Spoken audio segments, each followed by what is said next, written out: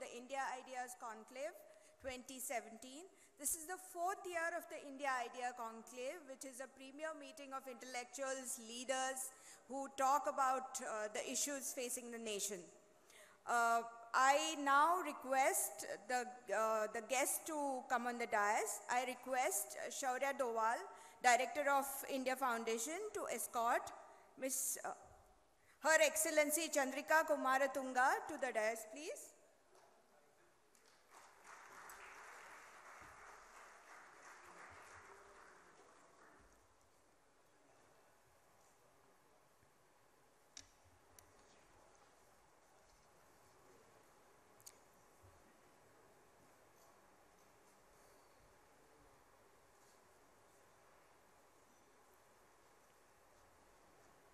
Her Excellency Chandrika Bandaranaike Kumaratunga served as the President of Sri Lanka for over a decade.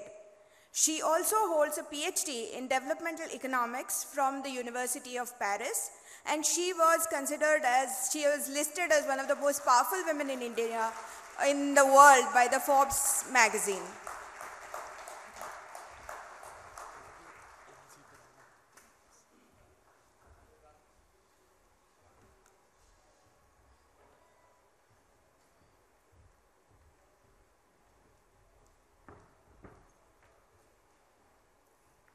I now request Sri Harikiran Vadlamani, entrepreneur and the founder of the Indic Book Club, to escort His Excellency Zaki Anwar Nuzbe to the dais, please.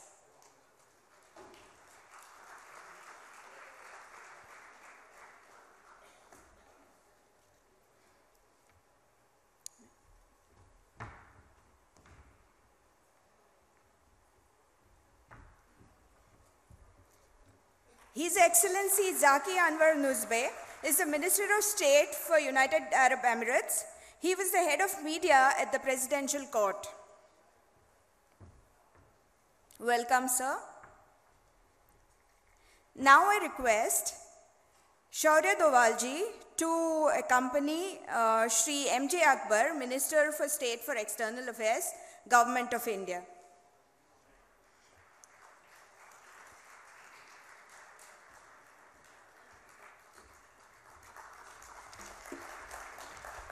Mr. M.J. Akbar is the Minister of State for External Affairs, and as we all know, he is a veteran journalist and author of several books. I also welcome Shaurya Doval, Director of India Foundation, on the dais, and the Chief Minister of Goa, Manohar Parrikar, who is expected any time now. We'll start the proceedings now with the national anthem. I request all of you to stand up for the national anthem.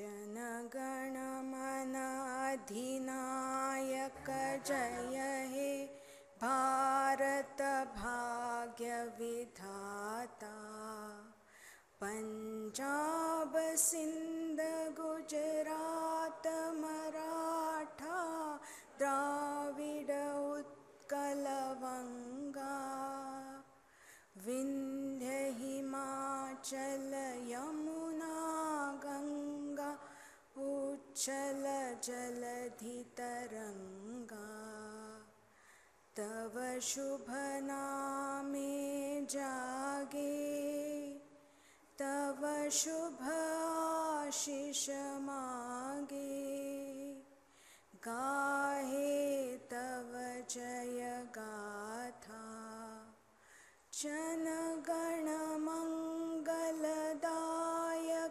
जय हे भारत भाग्य विधाता जय हे जय हे जय हे जय जय जय जय हे. Thank you. Please take your seats, ladies and gentlemen. Now I request Sri M.J. Akbar, Minister of State for External Affairs, Government of India, to deliver the welcome address.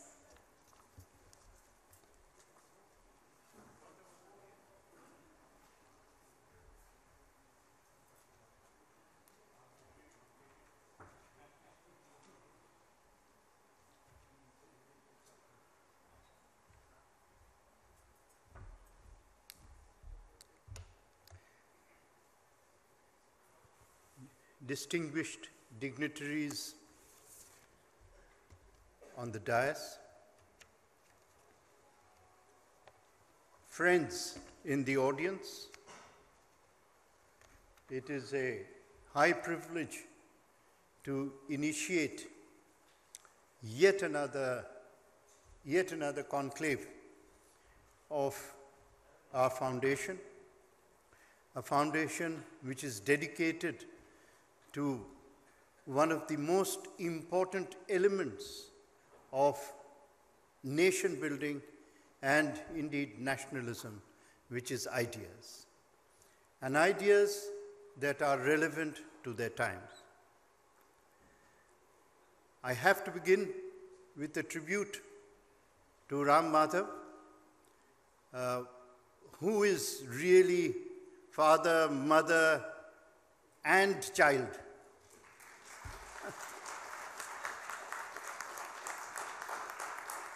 Of this very substantial and substantive effort. And it is really his vision, perspiration, and hard work that has made this conclave into a very important contribution to our intellectual discourse. The theme for this year's conference could not have been more appropriate or more apt. Leadership in the 21st century. The theme is not as simple as it looks, because to understand what a leader should be in the 21st century, you first have to understand what the 21st century is going to be like. And that itself should open minds to the potential of the age before us. Never forget that, 17, 18 years of the century are already gone. So the century is no longer a teenager. It is already on the cusp of becoming an adult. And what we do just now and today is now going to be the formative shape of the century in the coming years. And therefore, what is a useful and what is a practical point to begin? And it's a question which I have always found interesting. At what point does a century begin? A century doesn't begin with the calendar. This century didn't begin with 2000, the 20th century didn't begin with 1900, and the 18th century didn't begin with 1700 or 1800. If you look at the 19th century, then it is my view, because, after all, we have to look at events in terms of their impact upon the world, impact upon the region, and impact upon the world, and which are the decisive moments, which are the decisive events, which then shape the world and take it towards one particular cause. And in my view, the most important date and the most important turning point of the 19th century was 1815 and the Battle of Waterloo. The Battle of Waterloo shifted the balance of power within the European nations, by which time the European nations had already emerged as the most important nations of the world and the decisive nations of the world. I will not elaborate on this, but leave you with just one fact which will illustrate what I am saying. After 1815, the number of ships that left Britain carrying with them trade, carrying with them goods, doubled. The number of ships to China and India. Trade is not a neutral fact.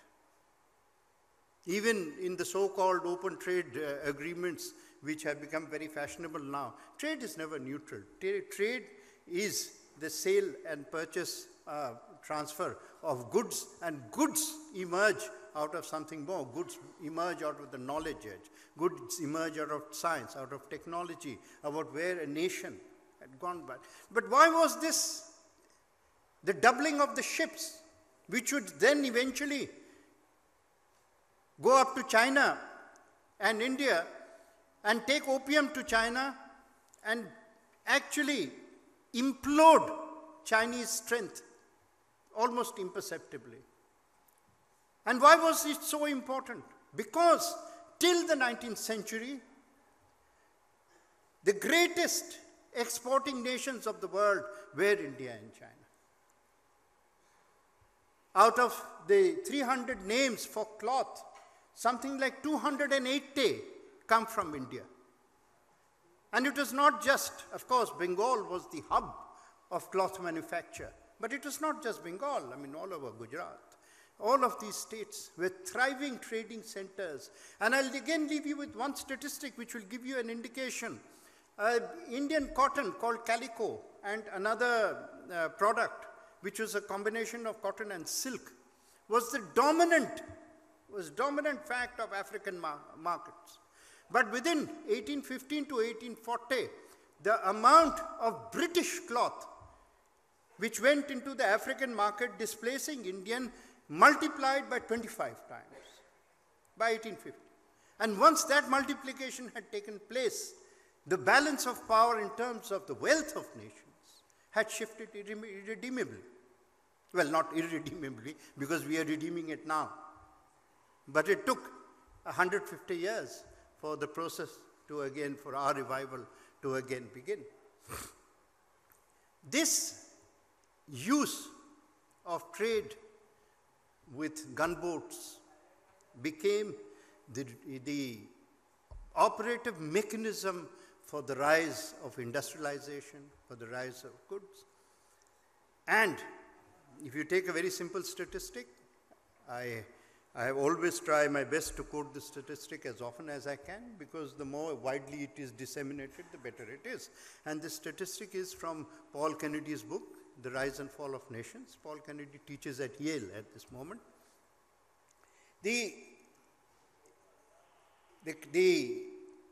In 1750, which is 7 years before Polashi, in 1750, India had 24% of world manufacture.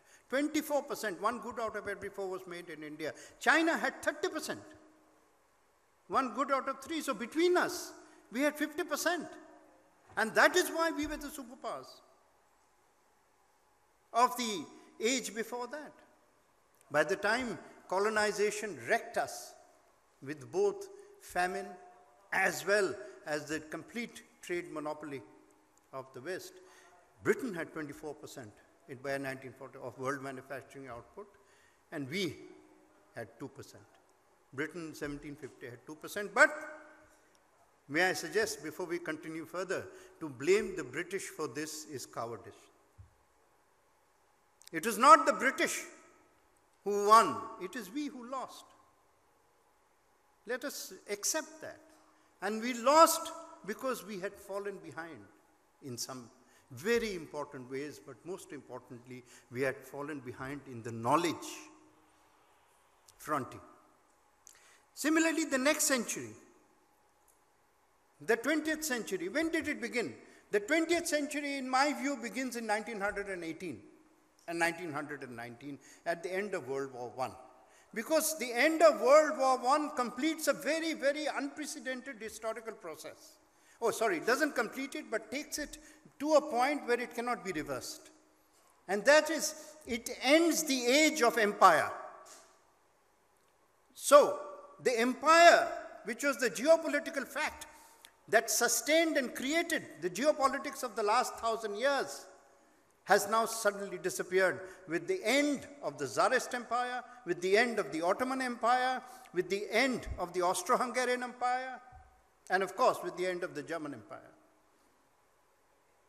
But the process had begun 100 years ago, which began with the Bolivares in Latin America, but most important, it was the Indian empires and the Chinese empires which began to crumble. However, the death of empires for me is actually good news. But what came in place of the empires is truly the first sign of modernity. Because what emerged out of the debris of empire in 1808 was the first time that we saw a new concept, a historic concept, which was the rise of the Republican nation state. And the term Republican is as important as nation state. Because they were republics shaped no longer by the will of dynasty, no longer by the will of sultans or maharajas or lords or kings or rulers. They were shaped basically by the will of the people. This process, which began in 1918-20 after the fall of the empires as they had to be reshaped, was taken to its logical course by Gandhiji. And actually there were four great rebellions or insurrections against British rule. One was, of course, in India, one was in Indonesia, one was in Egypt, and one was in Iraq, Mesopotamia. But the three weakened and went away. And I offer to you this thought. The reason why Gandhiji was able to take and capture the 20th century by ending colonization was because he found the answer to a worldwide question in Indian thought.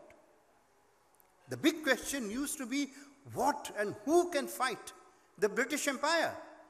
Common wisdom said the British Empire is going to last for 400 years. And Gandhiji did not fight the British Empire on the basis of Marxism or on the basis of any ism. He fought the British Empire on the basis of Indian thought and Indian philosophy, which was Satyagraha. And nobody recognized the power of Satyagraha, the power of truth, the power of justice in world affairs. These concepts were utterly alien to the politics of the time. But out of that emerged, now after the fall of colonization began in India and ended in India. After 1947, it could not be sustained anywhere in the world. But the idea that justice was going to be that Satya was going to be an important element of world affairs became the most important fact of the 20th century. That this was the first half of the 20th century. The second half of the 20th century, regrettably, was a little lost. Because in the beginning, we first had to fight the battles to defend our freedom. In India, of course, we had to fight them on many fronts against great mischief, right? And the second, we had to give meaning to freedom. Freedom could not remain just a political project. Freedom had to become an economic project. If there was no freedom from poverty, if there was no freedom from hunger, then what was freedom all about? If there was no freedom from social injustice, particularly in gender, then what is freedom all about? So that process historically began, but sometimes went forward, sometimes went back. When did the 21st century start? The 21st century has two birthdays, both of them not very auspicious. One is 9/11, and the other is the terrorist attack on Bombay. These were the starting points which began to define the 21st century, because the 21st century is really going to be the century not of questions but the century of answers, because people are tired of waiting. And therefore, why is this so important? Because terrorism, we think to, please stop if there are any. We must never be naive. Terrorism is not just a law and order problem. Terrorism is not just a problem of somebody, introducing violence. Lots of elements of violence have been introduced. The two things that make terrorism or faith-based terrorism into an existential challenge, and I use the term advisedly, existential challenge. There are two reasons. One, because terrorism challenges the whole concept of the nation state. It does not believe in the nation state. So the Daesh does not actually believe why Iraq should be Iraq and why Syria should be Syria. I'm just giving you one example. I can multiply. The Boko Haram doesn't actually believe why they should be. What they believe in is faith-based space, not in the nation state. And this faith-based state then redevelops or reimagines itself into shibboleths and into shorthand terms like caliphate and so on and so forth, which are all actually post facto. And this challenge to nations and this challenge to nationalism is really the most dangerous fact. And that is why I have always argued that if you think that there is no intellectual answer to terrorism, that there is no ideological answer to terrorism, then you're wrong. The real ideological answer to terrorism is nationalism. And this is true everywhere. This is true everywhere. It is only the forces and the power of nationalism which will recognize the danger and push and drive and repel these elements away. The second danger of terrorism is that it threatens the most important element of modernity, the most not only of modernity, but of to any philosophy going back to the beginning of humanity. And that is the coexistence of all human beings as equals. The living together, plural societies, in which we all live together as one, irrespective of what our personal differences might be. Terrorists do not believe in a fundamental aspect of our Indian philosophy, Sarva Dharam Sambhav, which is essentially, in English, it would be described as faith equality. What they believe in is faith supremacy, the supremacy of one faith at the cost of another. That is unacceptable. Judgment on faith should be left to those who created faith. Leave judgment to God. In the meantime, as human beings, let's get on living together in a humanitarian way. And that is why our Prime Minister says over and over again that the basis of India's foreign policy is humanitarianism, is humanitarian. Recognize the human being. And how do terrorists destroy pluralism? Through the most vicious of weapons. That is not a gun, that is not a bomb. The most vicious weapon in human affairs is fear, my friends, fear. The moment you inject fear into society, you create invisible walls, you create distance, you create differences, you create imagined horrors. And therefore, the 21st century is going to be a struggle and to end this challenge of those who sell fear and those who sell or who challenge the nation state. But the most important element, and that is what the leadership of 21st century is going to be about, it is going to be the century where we search for prosperity. And not prosperity for the few, but prosperity for all. One of the most, I suppose, invidious theories that has affected governance, particularly in our worlds, is this theory sent to us from God knows which maven. That is the trickle-down theory. What is the trickle-down theory? Trickle-down theory means that those who have swimming pools will get waterfalls, and those who are dying of thirst will get a trickle. That is not sustainable. Not sustainable, forget it. The waterfall has to go to those dying of thirst. And they don't have time anymore. They've given you enough time. They will. And that is why the Prime Minister, our Prime Minister, made this the central point of his vision for the future. In his very first speech, I must remind you, those of you who have forgotten or it has slipped your memory, when he said, in his very first speech, and remember that poverty alleviation is a phrase from the Constitution. When he said, the age of poverty alleviation is over, and I could almost see the shock and horror on people's faces. And then he spoke of his true mission, that the era of poverty elimination has begun. And that poverty elimination will happen and is happening today on a scale that you do not realize. You do not realize that nearly $15 billion has gone into mudra. And for me, the giving of small loans without collateral, soft loans, is less important than the fact I'm going to tell you next, which is that 78% of these loans has gone to women.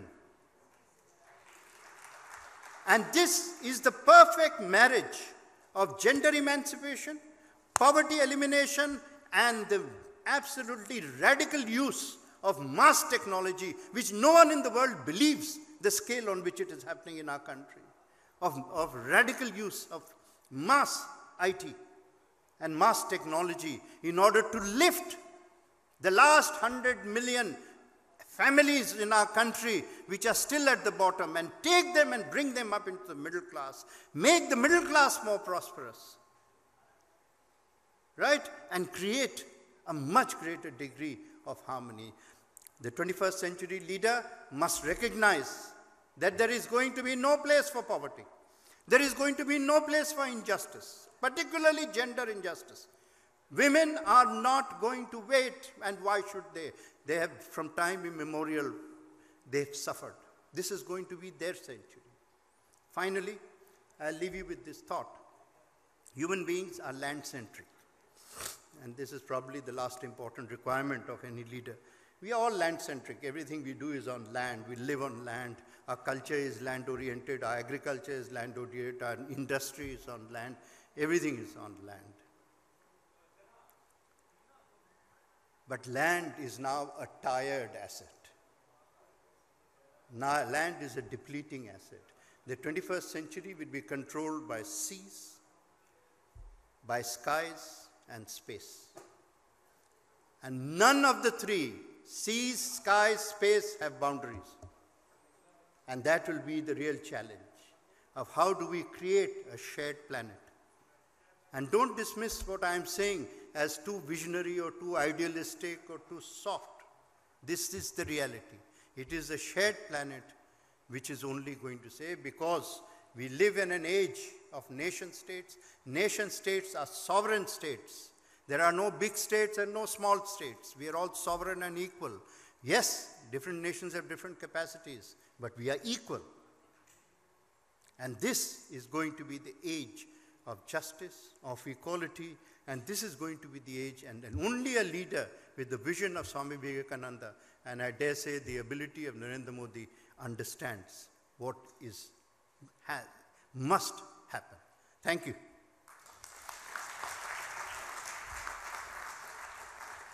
Thank you. Hello? Hello? Thank you, Mr. M.J. Akbar, sir, for that thought-provoking address that has set the tone for the next 3 days. Indeed, we need to be leaders in knowledge to face the challenges of the 21st century. Now I request Shri Zaki Anwar Nuzbe, Minister of State for UAE, to address the gathering, please. Thank you, sir. Thank you, ma'am. Excellencies, honored guests, I have served the leadership of my country, the United Arab Emirates, for almost 5 decades in a variety of roles. I spent 40 years as interpreter and advisor to His Highness Sheikh Zayed, the late president and founder of the UAE. I have experienced his vision of leading his country in a very uncertain world towards a more secure and prosperous future. I have also served the next generation of UAE leaders who have continued the legacy of the founding fathers of our country. And I have seen world leaders in their exchanges with my country's political leadership and observed those who succeeded as well as those who failed as leaders. So when I speak of leadership, I am mostly focused on political leadership. However, I believe that my thoughts are applicable to other settings as well, be they in the business or the social world. The Spanish-American philosopher George Santayana observed, echoing the wise words of my colleague, His Excellency the Minister of State, that those who cannot remember the past are doomed to repeat it. The history of the world is a never-ending succession of triumphs and failures of leadership. And again, following the footsteps of my colleague, as a background to the challenges and needs for leadership qualification for modern times, it can be instructive to just look briefly at the history of the past century. It was certainly a century that saw, without a doubt, the most impactful failures of moral and political leadership in the history of the world. Weak or unprincipled leaders unleashed xenophobic nationalism and racism. Totalitarian leaders committed mass murder on an industrial scale, and tens of millions of people perished in wars of aggression that redrew the maps of Europe and the world. A lack of political leadership resulted in failure of other countries to confront these evils while there still was time, and weak national leaders at the close of the World War I did not have the necessary political backing at home to create an international system of collective security that would have been strong enough to prevent World War II. And against the background of the incomprehensible suffering of World War II, the world community found respite with some dramatic and inspiring success stories when the victors of the war led what then was the international community and formed the United Nations and the Bretton Woods institutions. Their bold objective was to make future wars impossible and spread the benefits of economic development around the world. That period also witnessed an unprecedented surge of nations breaking free from colonial rule, as my colleague said. In some cases, this led to spectacular success stories, as we have witnessed over the last 7 decades in the world's largest democracy, India. However, in many other places, self-serving elites to this day play a game which gridlocked the international system and which turned the newly independent countries into pawns on a global chessboard, with proxy wars being waged in third countries such as Korea, Vietnam, and Afghanistan. Social scientists estimate the number of people killed during that century by government action alone in the hundreds of millions, including deaths caused by wars, genocide, and mass murder. At the end of the 20th century, however, it looked as though the world might have learned the lessons from both the bloodletting of the first half of the century and the stalemate and gridlock of the second half. The fall of the Berlin Wall symbolized the start of a new wave of nation-states becoming truly independent and joining the international community in their own right, while the international coalition that liberated Kuwait seemed to herald the bright promise of an international security architecture that finally worked as intended. A euphoric feeling of the end of ideological history and the beginning of a new era in international relationships based on law and justice that would enable nations to work together for a better future for mankind seemed to invade public sentiment. I still remember the exchanges our leadership had with world leaders of that period that attested to that new confidence and faith, one that would justify the theories that the world is witnessing a new era, one in which an utopic final form of human government working for the common good of mankind in accordance with international law will somehow prevail over the cynical view that might is right, that cultural and religious identities spurred on by populist leaders would become a primary source of conflict. Surveying the world scene today, we sadly realize that those feelings of euphoria and hope were short-lived and deceptive. both in our region and worldwide, scenes of violence and destruction, of economic malaise and environmental disasters, of rudderless countries whose peoples are experiencing confusion and lack of direction, all combine together to warn us that the disasters of the last century, once believed to be firmly behind us, could well raise their dreadful head to threaten our very survival. Today, more than at any time in our history, our very survival.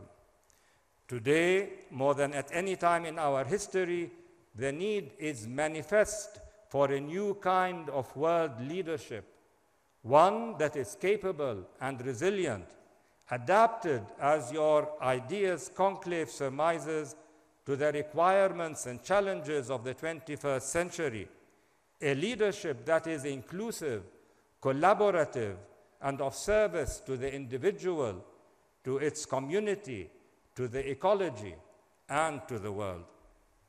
We were fortunate in the United Arab Emirates to have just such a leadership to steer our nation's destiny at the birth of our federation some 46 years ago.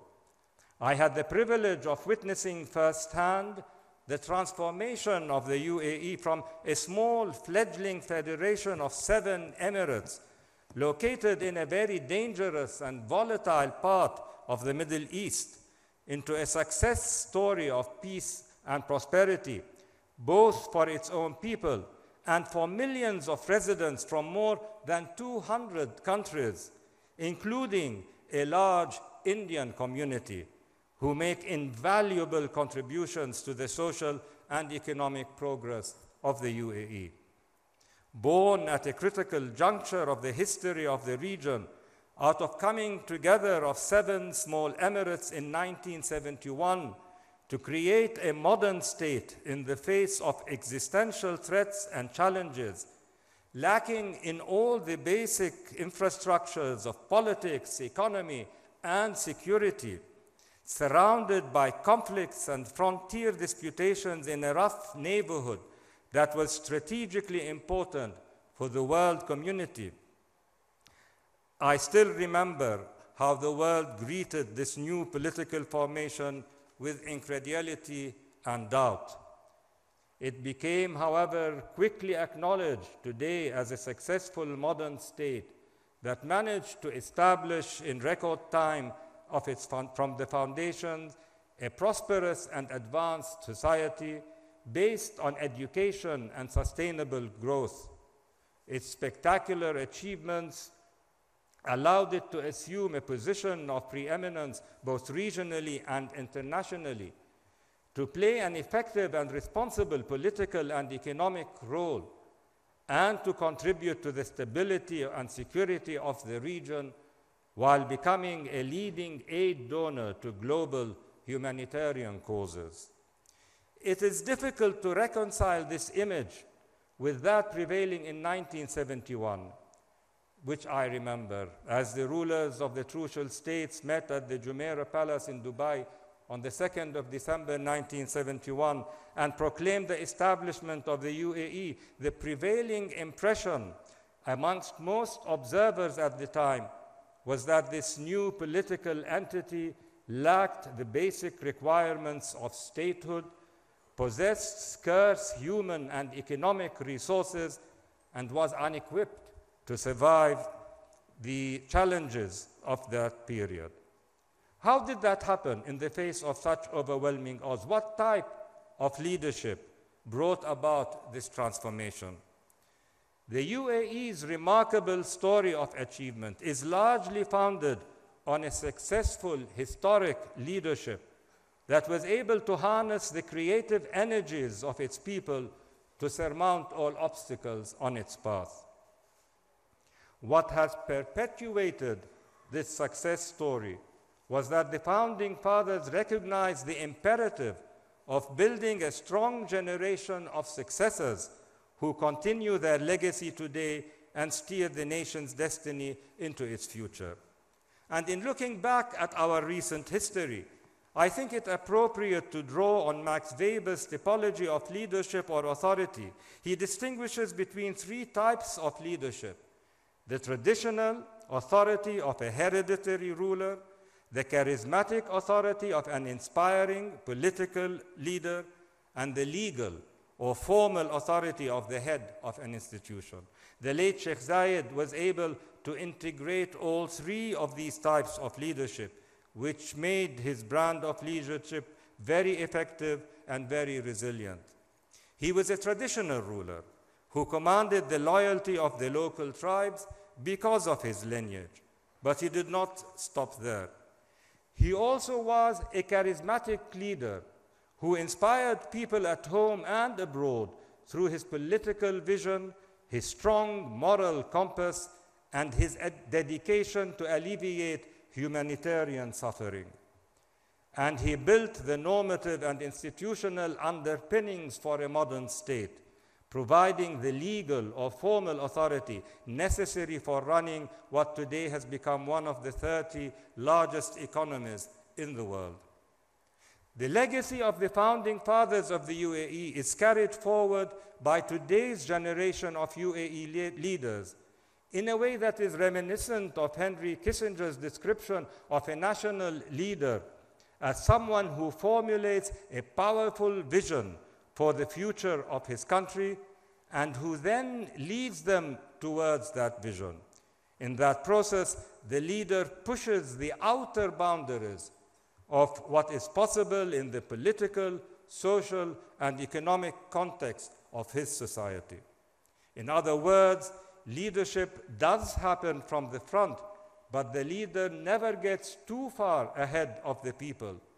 The leader challenges old assumptions and fosters change, but the leader does so in a way that brings society as a whole along on the journey.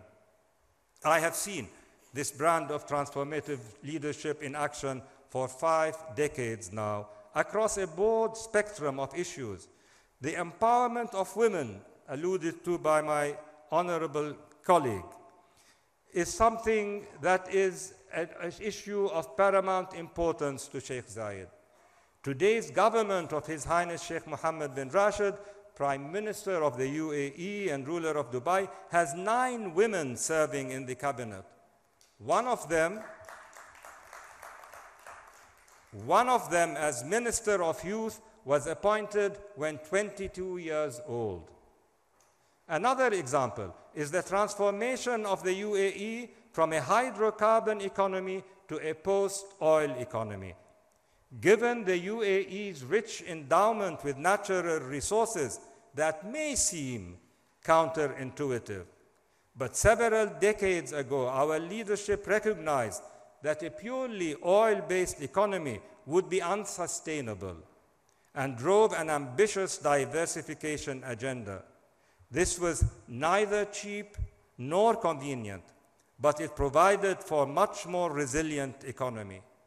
Today's leaders are taking bold steps in reducing petrol subsidies and introducing low levels of taxation, all of which broadens the economic base and reduces dependence on hydrocarbon revenue. Achieving sustainable development depends not only on geographic location, abundance of natural and financial resources, and demographic factors. It also depends on an environment conducive to development, which primarily consists of an effective government, a creative and smart administration, mechanisms that promote investment and entrepreneurship, and an advanced and sophisticated system of services covering all fields. The UAE has been aware of these prerequisites since the time of the late Sheikh Zayed. Under the leadership of his successor, His Highness Sheikh Khalifa bin Zayed, of the Vice President and Prime Minister Sheikh Mohammed bin Rashid, and the Deputy Supreme Commander of the UAE Armed Forces and Crown Prince of Abu Dhabi Sheikh Mohammed bin Zayed, the country has become a pioneer in government reform in the Arab world and in the region, providing the highest standards of government services.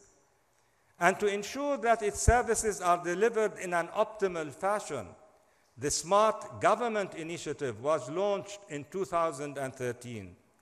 The Prime Minister described smart government as one that never sleeps, provides fast delivery and strong procedures, is innovative and adaptive, serves the citizens at any time and everywhere, inside and outside the country, improves lives, and responds to expectation.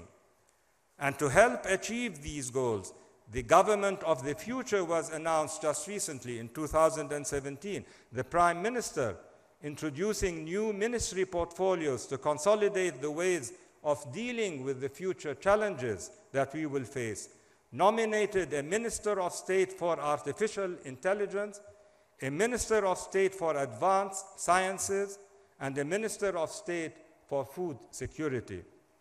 And launching the UAE Centennial 2071 program, the Prime Minister said that its target to make the UAE the best country in the world by 2071. However, this vision for our country and for the region is not without opponents. Our government, Your Excellency, is certainly aware of the scourge of extremism and terrorism that threaten world stability, and is taking a clear line in the fight against global extremism. When the Founding Fathers discovered in the early days of our country's existence that parts of the UAE education system were at risk of being undermined by proponents of political Islam, they did not hesitate to take decisive action and revamp the system.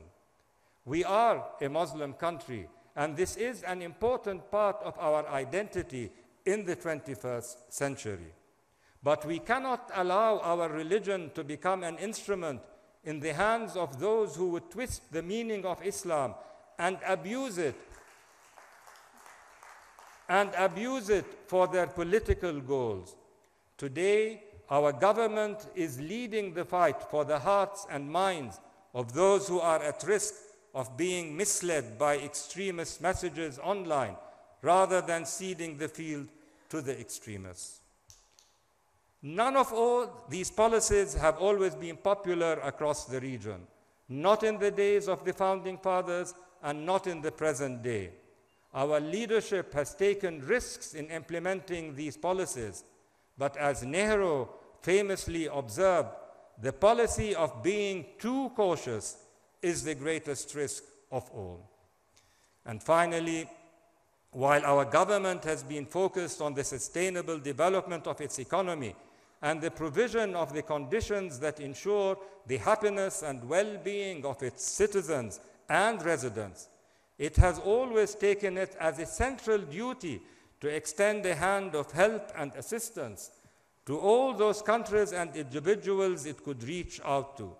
This was the humanitarian dimension of Sheikh Zayed's unique leadership, one that is fully reflected in today's policies. According to OECD reports, the UAE for the past 3 years has been the biggest donor country in the world to humanitarian causes relative to the size of its economy. And the UAE aid has been only humanitarian and for humanitarian objectives. It is neither governed by politics, nor is it limited by geography, race, color, or religion of the beneficiary. This policy was laid down by the founder, Sheikh Zayed, who stressed that foreign aid and assistance is one of the basic pillars of UAE foreign policy. So, to come back to the opening, I believe that the 20th century holds important lessons for the 21st century, because the 21st century, after all, has not witnessed the end of history. The international rules-based system, which the UAE supports and depends on, is still in gridlock over some of the most pressing issues on the global agenda, from the proliferation of weapons of mass destruction to disorderly mass migration, to the degradation of the environment or the challenges posed by the uncontrolled rise of artificial intelligence. My lesson for political leadership in the 21st century is that we have to be aware of the consequences of failure. These consequences are staring us in the face from the ruins and missed opportunities of the 20th century. We cannot afford to be complacent or to resign our fate to other powers. This will require political and moral leadership. We in the UAE are prepared to defend the achievements of the founding fathers of our country. Our region is facing an existential crisis stoked by outside powers intent on weakening national governments and establishing pliant proxies in their stead. The UAE will continue to confront those powers within the limits of international law and in close cooperation with our allies inside and outside our region. And we have to proactively shape the future of our societies, like we do in the UAE, by setting challenging visions for the future development of our country, our region, and hopefully for the world. Thank you.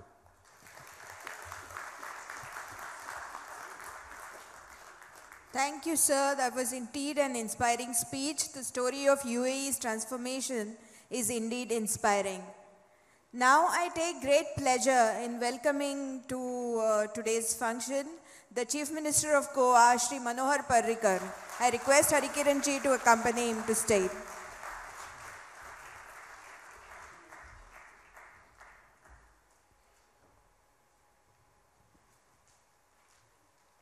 I now request Ma'am Chandrika Kumaratunga to address the gathering.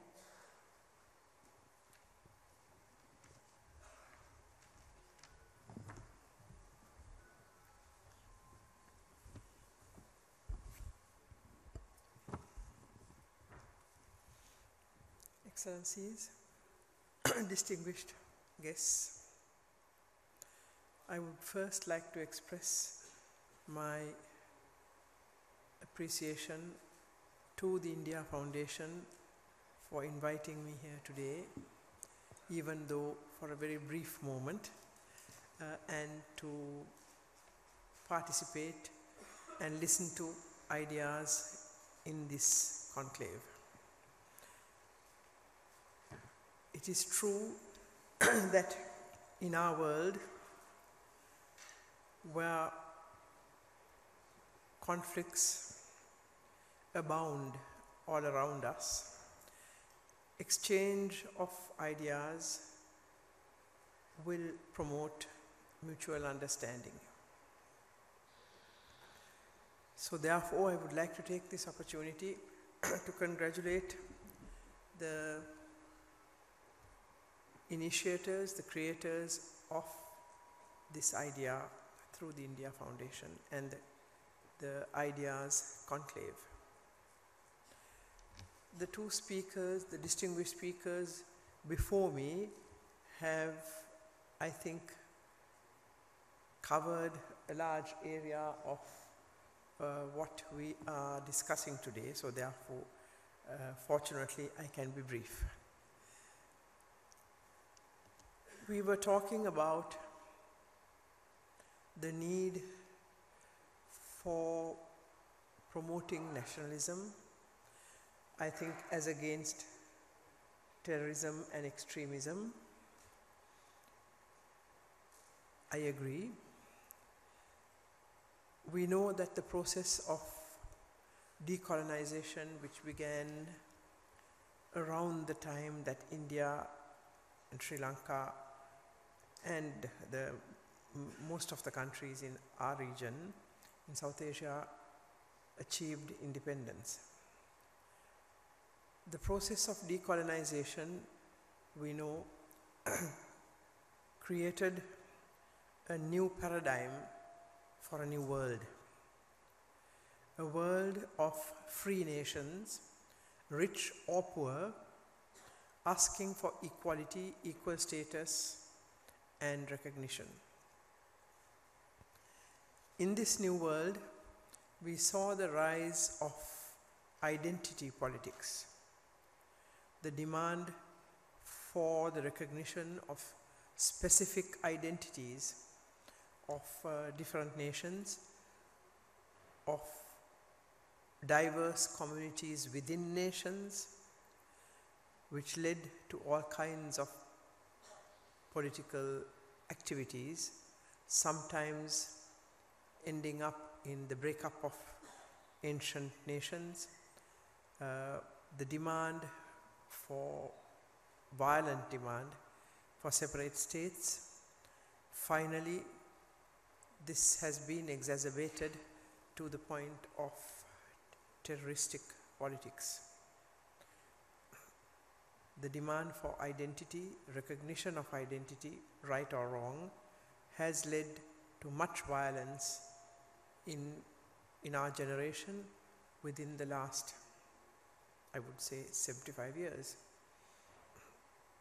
The conflicts we see around us today in our world, almost all of them are also founded on the demand for identity. Identity of groups within nations, or identity of specific identities of different communities. Today, this situation has been further, I would say, exacerbated, with even the major world powers, rather than opening out, limiting themselves to promoting the specific interests of their nations. The recent America First policy adopted by the present American government is an example of this. We are talking of leadership. We know that leaders in general cannot follow their peoples, they must lead them. Indeed, they must be sensitive to the people's needs, their desires and their hopes, but they must lead them towards enlightenment, towards what is right for the nation, but also towards what is right for the world. A world where diverse communities, diverse peoples, different nations intermingle together. A world which has, since the Second World War, been built up through cooperation between nations, through a common vision which has been enunciated in the Universal Declaration of Human Rights and at the time of the creation of the United Nations organization. So, I think when we talk of leadership, we have to reflect upon, and I believe this is what you are probably going to do in the next 2 days, what leaders should do in the modern world, which is very different to the world we knew 7-8 decades ago, and what we should not do as leaders. Of course, leaders must recognize, promote, protect the specific identity of their nations, but they must also open up to the globalized world. And when I say also the specific identity of a nation, I do not mean only the identity of one group, the dominant group in a nation. I mean the collective identity of a nation, which is formed on the collective identities of all the communities living within that nation, with the recognition that each of the communities will have the right, which have the full right to equal status, will have the full right to protect their cultures, their religions, their social traditions, but that they must all come together in one nation, recognizing the national identity as one nation. We have seen in history good leaders and bad leaders, excuse my saying so, but there have been and there will be. Leaders who have used the diversity within their nations, exacerbated it to the point of conflict between different communities living within nations who have lived together for centuries, sometimes for millennia, for their own personal political gains. I think, Excellency, you talked about it briefly. But there have also been leaders like Mahatma Gandhi, like Nelson Mandela, like Abraham Lincoln, who have gone beyond that, who have risen above that, to bring the nation together around one vision, around the interest of a nation, the nation which is comprised of all the communities living within that nation, through the recognition of diversity, the respect of diversity, of difference, of accepting and recognizing the differences within the nation, of the different communities, and not rejecting the differences. I would say this is essential at this moment in our modern world. Many of the conflicts we see around us, in our region, in the world, may not have existed or could be resolved if we have leaders with such a vision. Of course, leadership today in our world faces many difficult challenges as never before. I would like to mention a few of these challenges. One is the erosion of global governance mechanisms. As we know, our world today cannot exist in little compartments of nations living by themselves separately and deciding by themselves what the world should be. Of course, the nation can decide. The leaders and the nation, the people can decide what that specific nation should do, what their vision should be, and how they should go forward. But no nation today can exist isolatedly. We live, as we all know, in a globalized world. The global governance mechanisms are crucial, I believe, in our world. Regional governance, global governance. We must not allow these mechanisms of regional organizations, global organizations, to be eroded because of narrow national interests. Sometimes, in order to maintain and promote peace within nations and global peace, every nation will have to give and take. At the moment, sometimes we become desperate to see that nations and their leaders seem to be incapable of thinking like in that fashion. The lack of leadership presently in the last many years has exacerbated regional conflicts. They have not been able to prevent sometimes even the results of major natural disasters.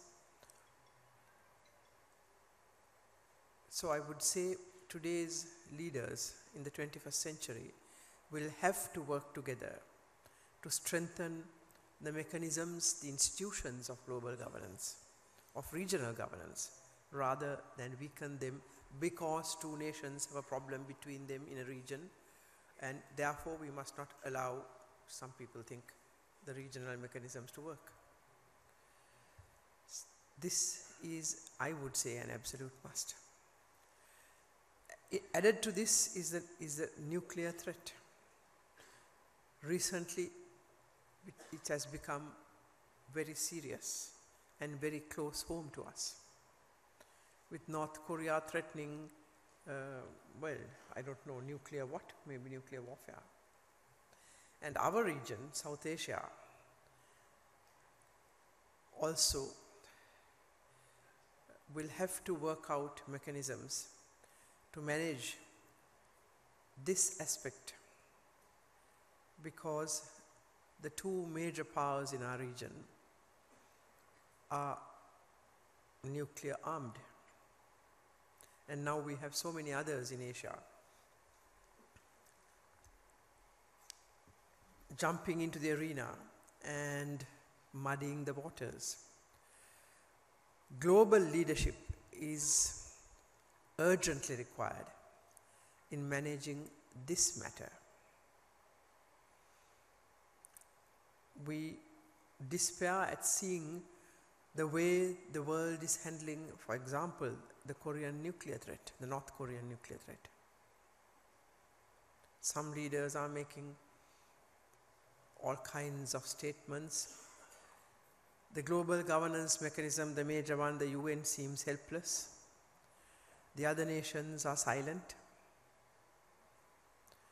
This is not how leadership should act at this moment in a world which is enlightened, which is technologically highly advanced, which has every possibility of working together as never before to resolve this kind of major problems. So I would say this is also a major challenge to global leaders, not only to political leaders, but also to leaders of society. Business leaders, academics, intellectuals, professionals, we have to all take leadership in this situation, and perhaps even persuade our political leaders to go along the right path. When we talk of leaders, we do not only think of political leaders. Another challenge for leaders today is climate change, the immense threats posed by climate change. We talk of political terrorism, but I would say that the threats posed by climate change to countries and to the world is also a form of natural terror. A terrorism which has been certainly created by humanity, especially by our generation and that of our parents and grandparents, the last 3 generations. And now we have this global threat of terror posed by Mother Nature herself, who has been abused by us humans. Many powerful nations refuse to accept, I wouldn't say many, sorry, a few powerful nations refuse to accept that this threat exists. They only think in narrow compartments. They feel that if they can unlimitedly adopt any measures to develop their countries, maybe to eliminate poverty, to give development, economic emancipation to their peoples, let factories come up anywhere, deny the fact of carbon emissions. I don't see how leaders could even think like this, but it is happening. This is a very serious threat. I would say as serious as the threat of political terror, but it is not as evident. It takes a little longer to destroy, but it will destroy if we don't find solutions to it. And once again, solutions to the threat of climate change will have to begin. We'll have to find its springboard within nations, but it will have to be handled and managed globally through global organizations. The other threat I see is the explosion of crime in the modern day. Arms, narcotics, the slave trade. Our region is also not immune to this. This is another major area that nations and the global world will have to find solutions to. Even little nations in our region are seriously threatened by the narcotics trade, and some of us by the slave trade.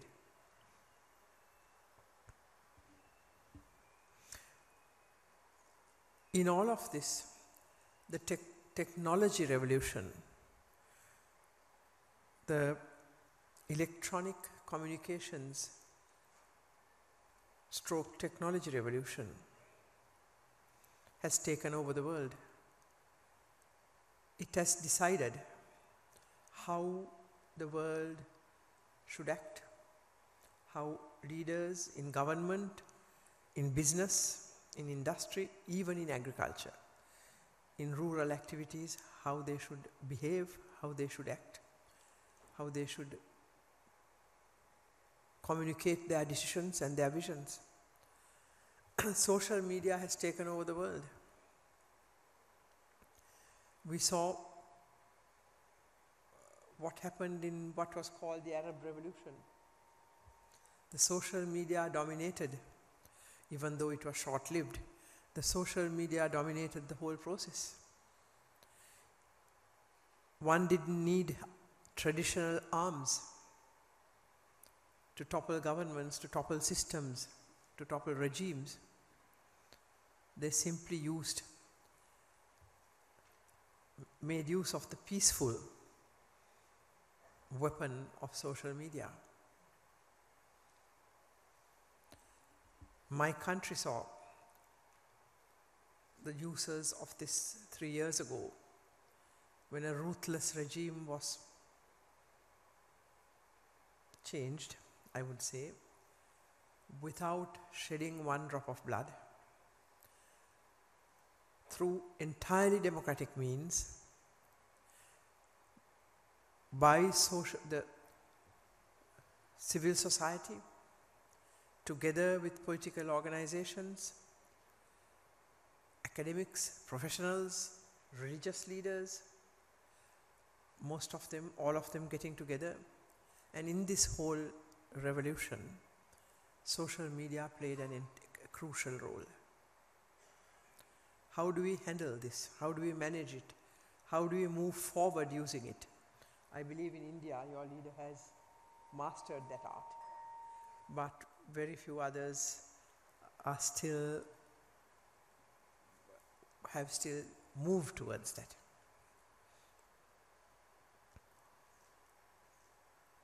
All of this to say that, as I said a little while ago, leaders cannot follow all the trends of thought amongst their peoples. They have to base themselves, of course, on tradition, on the culture of their nations, but they have to move the nation forward. A nation cannot get stuck in narrow enclaves. A nation must move out of that. Of course, base itself on its traditions, on its culture, on their religious cultures, but nations have to recognize, and their leaders, that people do not get stuck in one place, that humanity moves forward all the time. And leaders have to move forward with that and evolve and formulate visions that will englobe the new technologies, the new discoveries, the new thinking of the modern world. We cannot continue to say my culture said this 2,000 years ago or 3,000 years ago, so we have to get stuck in that. If we are to move forward, if we are to build a world without poverty, build a world without ignorance, build a world where everybody will have free access to knowledge, to goods, to equal opportunities for education, for health services, we have to then modernize ourselves, of course base ourselves on our own specific identities, but then move forward, absorbing what the world can give us. That doesn't mean that we will be less for that. We will not be less of an Indian or less of a Sri Lankan or less of an African or less of a Pakistani or whatever, less of an Arab, of a Muslim, if we accept the diversity that exists around us, if we celebrate that diversity, I believe that our own identity will be enriched by that,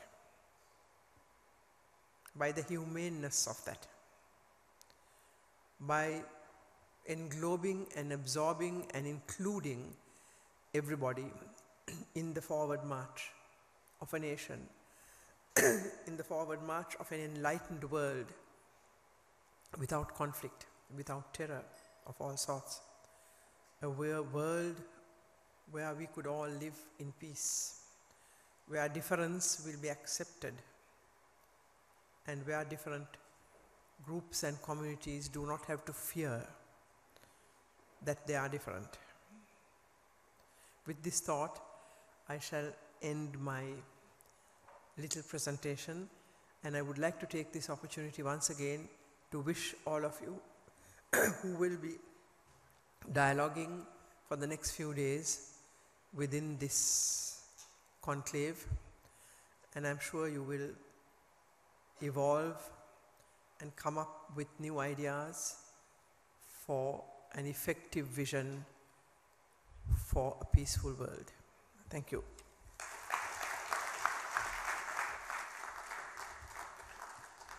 Thank you, ma'am, for that inspiring speech. Indeed, environmental challenges are grave before the 21st century leadership.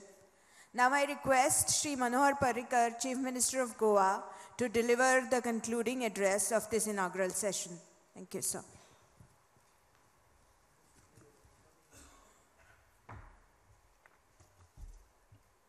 Thank you. Excellency Srimati Chandrika Kumar Dunga, His Excellency Jackie Anwar Nusaben, MJ Akbar, Minister of State, Eastern Affairs, all other dignitaries, all of you. Let me first say that I regret the delay but could not help. The assembly session is on, and when you want it to end fast, it invariably gets out of control. And in spite of whatever good leadership you can project yourself to be, I think the ultimate challenge always is in the legislature forums, whether it is assembly, and the smaller the size of assembly, bigger the challenge is.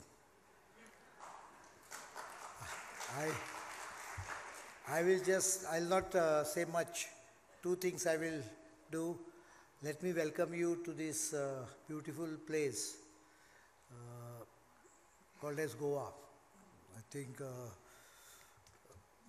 His Excellency came to meet me in the afternoon and told me one very important thing. He said that it looks like Switzerland and south of France. So combined together. I told him, now you know the reason why I shifted from Delhi to Goa. So you are welcome to enjoy this festival, ideas as well as the Goa charm, temporarily or permanently, whichever way you choose. One information I would like to give to organizer and everyone. There is a nice art festival which is simultaneously being going on in the state at capital city of Panjim, starting from the old Adil Shah Palace. There are about some 70 locations in the city itself. It's worth seeing it. If anyone is interested, I think they should be, and if my people will be able to guide you properly. It was inaugurated yesterday, but it's really worth it. It's really a good attempt, world-class attempt by Munjal Family Trust to get this into place. I would advise those who are interested in such type of activities, don't miss the opportunity. It's that good. It may take a full day to see. In fact, one of the biggest challenge, 21st century, is that the average citizen is now connected. And when I say average citizen connected, I always try to imagine what it was like 15 years, 20 years back. I used to read, I didn't know M.J. Akbar, but I used to read him. I used to read him without knowing him as an editor of a newspaper, magazine, or any other place.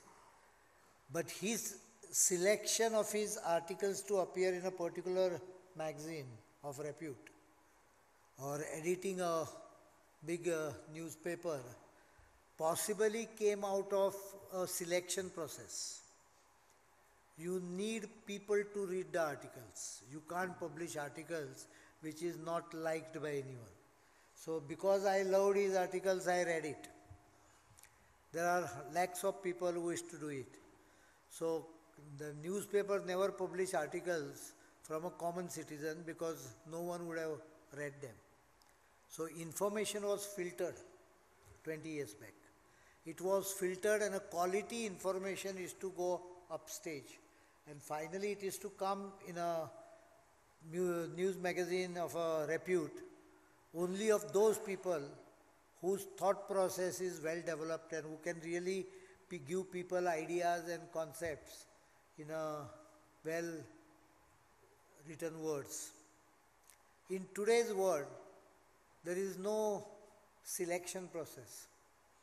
Any person, and any person I mean any person, of whatever IQ may be, if he knows internet, if he knows IT properly, he can connect himself to anyone else.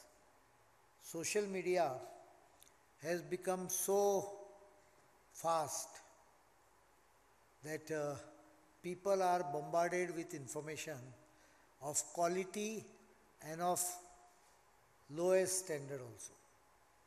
So many times information network is creating a problem. It's recently my friend from US told me there's an advertisement which is going on there. They show a big apple on the TV. I know why it is in US, you will understand. There's a big apple there. Then appears a banana, and some commentator says that some people feel that this is the apple which we showed you just now is banana.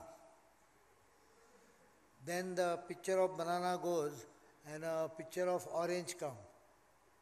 Then again commentator says some people however think that it is orange. And then the apple appears again with a comment that apple is ultimately apple, whatever the name other people call it. With connectivity and the Facebook, you have people calling apple in different varieties. And that sometimes results into confusions of information.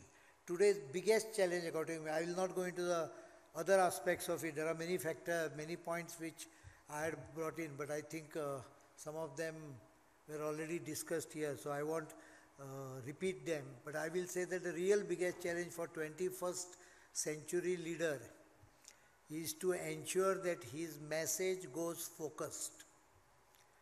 I compare it with light. When light passes through a prism, it splits into 7 colors. Normally the problem with any message is it gets split into different colors. And people take them as the color they like. So obviously with Facebook and other social media, these 7 colors can become 700 colors. And some people love to believe that some messages are of a particular color only, and they try to give it a color. So the biggest challenge today is for a leader to ensure that a message goes in a focused way to his followers and to the location he wants. Because ultimately, if he cannot control the crowd, if you don't have a crowd shouting out Modi, Modi, or go with a mobile phone and the display of the light in the evening, I think it's very difficult to really get your message through.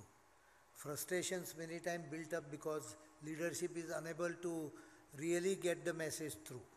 And people with the social media are expecting very fast result because no one understands the difficulties of governance. So fast results and fast outcomes, quick decision making is very important. In short, in today's world, I think the cheapest commodity is unsolicited advice.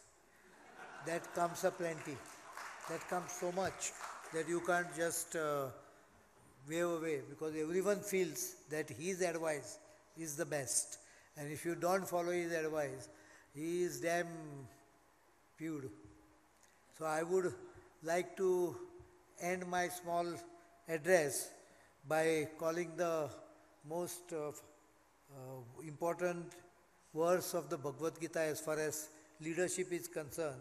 It's verse 78 of chapter 18, where Krishna wonderfully sums up the role of leadership, people's participation, progress and policy.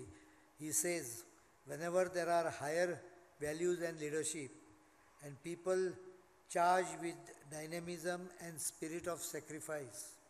So for terrorism the reply is patriotism, patriot feeling. So sacrifice is the other way around. There will be prosperity, victory, progress and firm policy. I think the next 2 days gives a lot of input to a lot of ideas you are recollecting, and those ideas, if disseminated properly, could be really of importance to the society. Because over a period of time, because of this fast networking, many of the values and directions and leadership qualities are getting mixed up for quick and popular decision. Populism doesn't have to be cheap also. You can get good policies and ensure that the good policies get converted into populistic outcome. If you do that, I think you can remain popular and at the same time ensure that things don't become cheaper and cheaper like they are happening in India. You can slowly get after few years, maybe you will get masala dosa for a paisa. Thank you very much. Thank you, Mr. Parikar, Sir Devbarekaru, for that address in his trademark style and his sense of humor.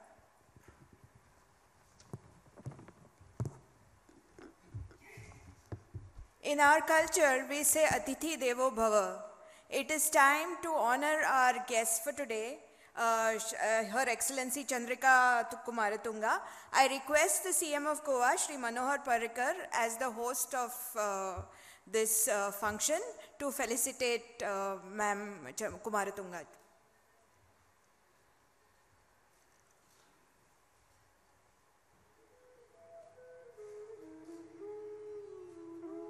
A small token of our appreciation, ma'am.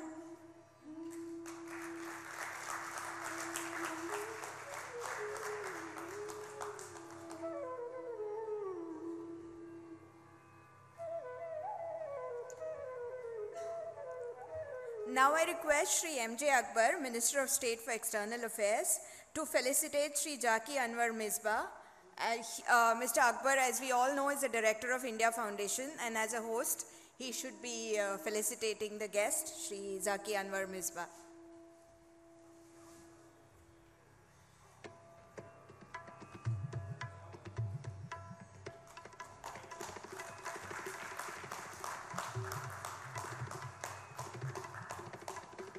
Thank you so much, sir. Now, before I invite Sri Shaurya Dowal, Director of India Foundation, to deliver the vote of thanks, I would like to announce that the next session is about to start. The next session is a very interesting session. It is a conversation with Ms. Mehbooba Mufti, who is the Chief Minister of Jammu and Kashmir, with S. Prasanna Rajan, editor of Open Magazine. So please continue to be seated, and I invite Sri Shaurya Dowal to deliver the vote of thanks. Thank you. Namaskar. On behalf of the directors and the entire team of India Foundation, first let me welcome all of you to Goa and to the 2017 edition of the India Ideas Conclave. I'd like to thank the dignitaries on the stage for taking the time out to come and talk to us today. We're indeed very grateful that you could be with us here today. I'd like to thank the audience who have come from far and wide to be here with us for the next 2 days in Goa. As usual, the next 2 days will be of intellectual stimulation, where we'd like you to debate the idea of India and how that idea has to constantly evolve and refine itself. And in that, the theme of this year's conclave, which is the leadership in the 21st century, is an element or a link in that chain.